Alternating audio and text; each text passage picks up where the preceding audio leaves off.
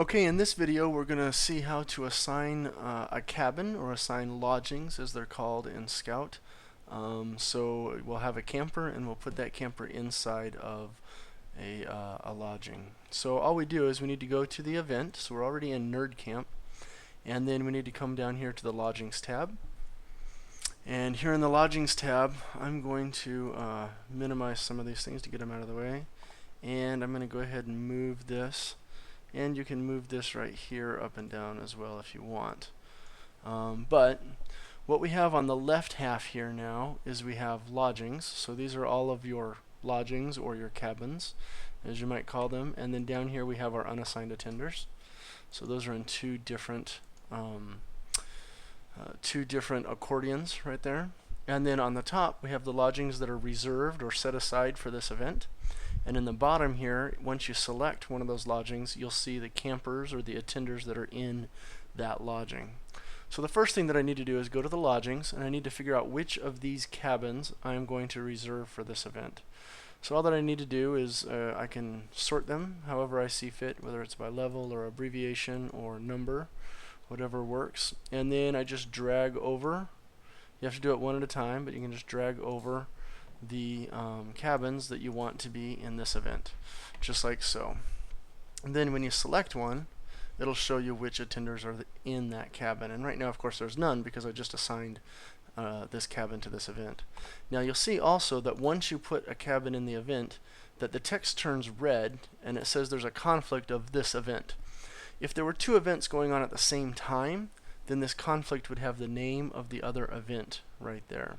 So I can actually show that as an example right here. If I pull up Teen 1 2015, I believe that this is going on at the same time as Nerd Camp.